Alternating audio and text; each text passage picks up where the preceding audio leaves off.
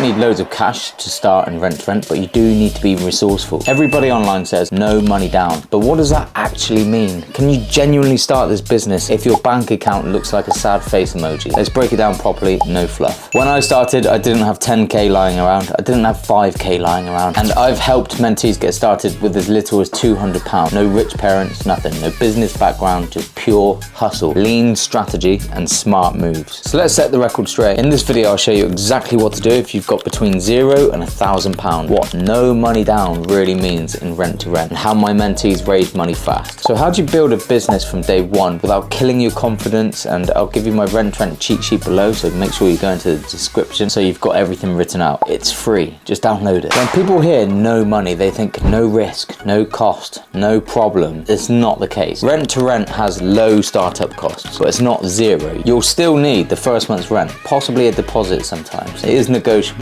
you can negotiate it out. You can get the deposit scheme, so it's like insurance. And you've got setup costs, your photos, your branding, compliance. That's not zero money to set up. But on the flip side, you don't need a £30,000 deposit to get going. So if I literally had zero, what can you do for free? You can start joining all of the property communities. If you want to be a deal sourcer, where you're just a middleman and you're going to find deals and connect it with investors, you need to be on social media every single day, building trust with your audience, adding people, connecting, sending messages. How can you help? Are they actively in rent to rent, but just that they haven't got time to find deals, but they need someone who's fully committed? And how do you tell? Because the deal sourcing market is saturated with deal sourcer wannabes. Some people have one deal for sale. It's hard to tell the difference between that person and someone who's got 50 deals for sale. It's like, rent to rent's quite tough. How have you got 50 deals for sale? I know there's a saying, oh, it's too good to be true, but sometimes when I see deal sourcers and they just list them, it's so hard to tell who's genuine in the deal sourcing space. And the best way to do it is by making content, taking it seriously. Have a landing page, everything you've done with testimonials. If you don't have testimonials, work for the first 5 people for free. You're trying your best to escape the 9-to-5 job. This isn't going to be something easy. It's not going to be a walk in the park. Do something for free, add value, get testimonials, make content, show up every single day, be in the comment section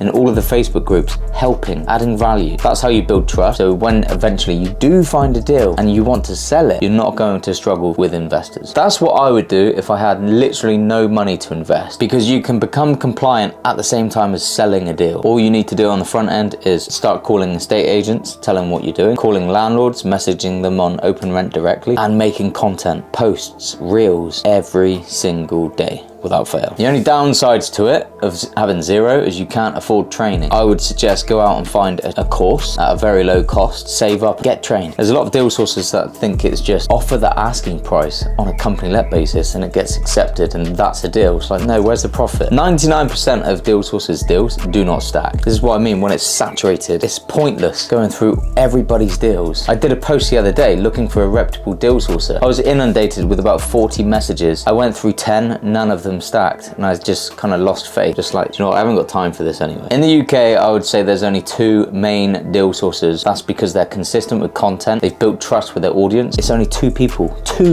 that come to mind when I think of deal sources. Okay, let's say you have between 1,000 and 2,000. So you're still quite lean, but you can afford to get compliant. You can afford to get a course. I wouldn't say you have the funds available for a mentorship on a one-to-one level, but you could get an online course that might come with a weekly Zoom. Moral of the story, don't do this without training. It would just be wasting everybody's time, and more importantly, you're wasting your own time. And time is the only currency you can't get back, so spend it wisely. I've had mentees raise their startup costs by borrowing from family members, getting loans, using credit cards. And if you're scared about using credit cards or applying for a loan, you're not going on holiday, you're not getting married. If that was the case, you'd be like, yeah, okay. But because I'm saying it to get trained and start a business, everybody thinks I'm scamming people. And I always say, worst case scenario, it doesn't work out for you. You've learned so much in the process about business, marketing, branding, creating networks, and learn a whole business strategy. Just because you didn't get a property within a certain time frame, you haven't wasted your money. But people are so happy to take out a loan to go and buy a second-hand car or go on holiday or get married. But the moment it's investing in yourself, everyone's very hesitant. But I completely get it. We live in a culture where we're all following the crowd, and going against the grain can feel like you're going in the wrong direction. direction. But as long as you're using cash wisely to invest into something that is going to make you money, that is what makes sense. So that's all about step 2, is being resourceful, not broken-minded. Is how can you get the money to start this? If you don't, friends, family, sell your car. What can you sell? If not, get a credit card. Can you apply for a credit card? Get bank loan. So I've just had a 20-year-old lad join the mentorship. He took out a loan to get started, enough to get mentorship on a one-to-one level and have funds available for the very first property, including deposit, the furniture, getting it live, the professional photographer, everything. So that loan will make him money. Listen, if you're serious about starting lean, download my Rent Trent cheat sheet. It's got everything mapped out step by step, what to say, what to do, and how to raise cash without acting desperate. The link's in the description below, grab it now. So you don't need a fancy website, you don't need a fancy logo, you need to find properties, and here's how to do that for free. You go on Open Rent, you set up a personal profile. Nothing is linked to your business, your guaranteed rent business, okay? It needs to be looking like this is a person. Don't be attaching any email addresses that looks like info@guaranteedrent.co.uk. It just needs to be a personal email address. That is a platform where you can DM landlords directly, speak to them directly. Still needs to be strategic though, so if you need an open rent structure, send me a DM and I'll send you the link to download it. There's a lot of properties advertised on Facebook, but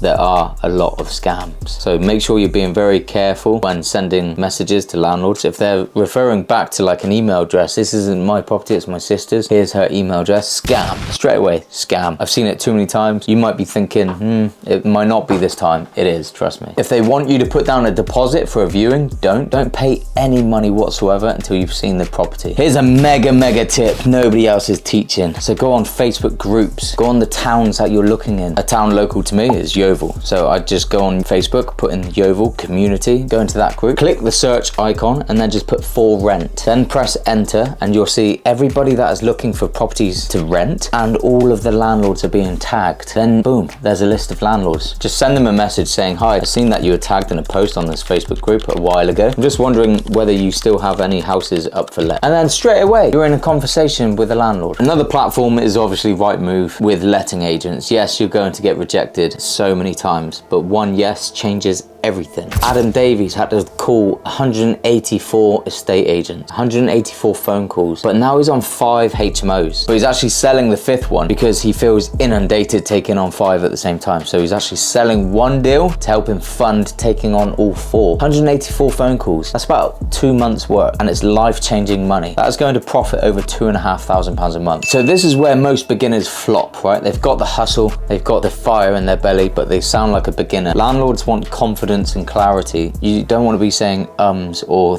sound like you're thinking on the phone. So practice your phone calls. You should have a structure. It should be a discovery phase. I've actually made another video on this before. And if you go on my YouTube and just type in approach landlords, you'll find that video as well. But essentially it's a discovery phase. Ask them loads of questions and find out and start painting a picture. Is it a landlord that needs our help? Learn the business model inside and out so you can answer all questions. Use a simple script that explains who you are, what you do, and why it's low risk for them. Also, it needs to be in a limited company. So get a business email. Things need to look all professional. These things are nearly free, but they make you sound serious as well. When they say this is no money down kind of deal sourcing, it's not. It's still some money. So once you find your first good lead, now is really like negotiating with strategy. Everything's negotiable. The landlord will have reasons why things could be non-negotiable. So for instance, you could find out when their mortgage renewal is due to obviously happen, and you could put a break clause in line with that date. So if it climbs slightly because of interest rates, then maybe you'd look at increasing the rent. That makes them feel at ease and that you're open to helping them. Then it's your chance to negotiate the deposit, rent-free periods in exchange for doing stuff like that and improving their property. You're going to give it a nice refurb if it's needed, a real modern uplift. Don't forget the benefits you're actually providing as well. Guaranteed rent, no voids, hands-off management. You take over everything. You're not going to be one of those annoying tenants that always messages the landlord like, oh, the boiler needs repressurizing. You're going to learn how to do that and you cover it yourself. Essentially, you're offering a win-win situation. This is why positioning with confidence matters more than anything. So can you start rent to rent with no money? Technically, no. You could, but you'd be rubbish. But with £500 to £1,000 and the right moves, you can absolutely get going with a course, right? And once that first deal lands, that